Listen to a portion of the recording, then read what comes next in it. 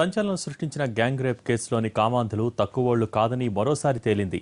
అమ్మాయిల వెంటపడటం, ట్రాప్ చేయటం, బెదిరించటం, అత్యాచారానికి పాల్పడటం ఇది ఈ గ్యాంగ్ పని. వేణవంకలో ఓ అమ్మాయిపై గ్యాంగ్ రేప్ చేసిన ఈ ముగ్గురు అంతకు ముందు ఇలాంటి అరాచకాలకు పాల్పడ్డారని తేలింది.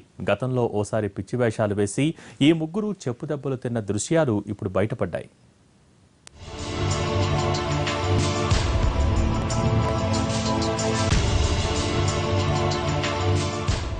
వామో, ఈ ముగ్గురు కంత్రీలే. వేణవంక పోలీస్ కోచింగ్ సెంటర్లో శిక్షణ పొందుతూ ఎన్నో ఆకృత్యాలకు పాల్పడ్డారు. చల్లూరు గ్రామానికి చెందిన యువతిపై గ్యాంగ్ రేప్ చేసిన ఈ ముగ్గురు అప్పుడే మరో యువతిని ట్రాప్ చేశారు. అయితే ఆ అమ్మాయి కిరాతకుల నుంచి తప్పించుకుని పోలీసులకు ఫిర్యాదు చేసింది. కానీ బందోబస్తులో ఉన్నామంటూ అప్పుడు పోలీసులు లైట్ తీసుకున్నారు. కోచింగ్ సెంటర్ ఇన్ఛార్జ్ పరశురామ్ కు కూడా సమాచారం ఇచ్చింది. అయినా అప్పుడెవరూ పట్టించుకోలేదు. చివరకు గ్యాంగ్ రేప్ వ్యవహారాన్ని ఎన్టీవీ వెలుగులోకి తీసుకురావడంతో పోలీసులు ఇప్పుడు ఆమె వాంగ్మూలాన్ని తీసుకున్నారు. ఈ ముగ్గురు నుంచి తప్పించుకుని రోడ్డుపై ఏడ్చుకుంటూ వస్తుంటే ఓ వ్యక్తి లిఫ్ట్ ఇచ్చాడని, ఆ తర్వాత ఇంటికెళ్లి తండ్రితో విషయం చెప్పానని వివరించింది బాధితురాలు. వేణవంక ఎస్ఐ కోచింగ్ సెంటర్ ఇన్ఛార్జీలకు సమాచారం ఇచ్చినా స్పందించలేదని చెప్పింది. అతను కూడా వచ్చాడు. మేము వచ్చిన అతను వచ్చాడు. వచ్చిన తర్వాత మళ్ళీ 3వ రోజుకు వెళ్దాం దారి అన్నది. అంటే నేను రానని చెప్పిన. ఈ అమ్మాయి తీసి రావే, ఇంకా నేను ఉన్నదానికి ఏం భయం అది ఇది అని అన్నది. అన్నాక కొంచెం డౌట్ వచ్చింది. ఆయన పోయేసరికి వాళ్ళు ముగ్గురు ప్లాన్ వేసుకున్నారు. అంటే అబ్బాయి ముగ్గురు మాట్లాడుకుంటున్నారు. ఉన్న తర్వాత నేను ఒకనాడు ఇట్లా వెళ్ళిన అక్కడ ఉన్నాను. ఉన్న తర్వాత వీళ్ళు ముగ్గురు చూసేసరికి నాకు భయం వేసింది. వీళ్ళు ప్లాన్ లా ఉంది అని.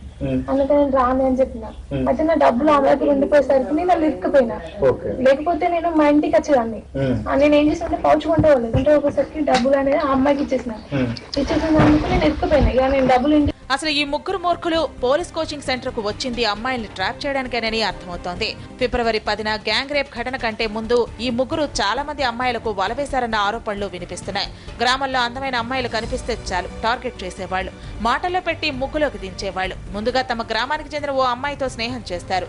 తర్వాత తమ నెంబర్లను ఇచ్చి ఫ్రెండ్షిప్ చేయమంటారు. ఆ తర్వాత తమ టార్గెట్ లో ఉన్న అమ్మాయి ఫోన్ నెంబర్ అడిగి తీసుకుంటారు. వివరాలన్నీ తెలుసుకుని బుట్టలో వేసుకుంటారు. ఇలా శ్రీనివాస్ కొందరు అమ్మాయిలను ట్రాప్ చేశాడని తెలుస్తుంది.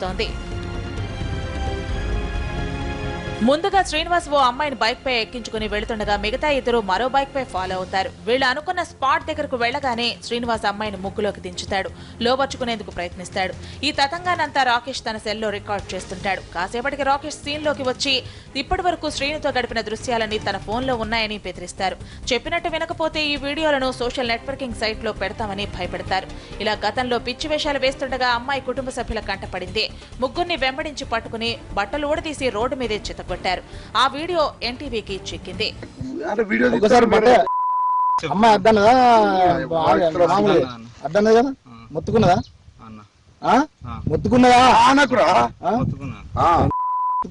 ఎట్లా చేసినవరు నువ్వు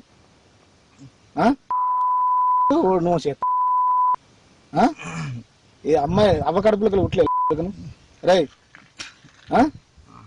అవ్వనే మళ్ళీ అన్నది.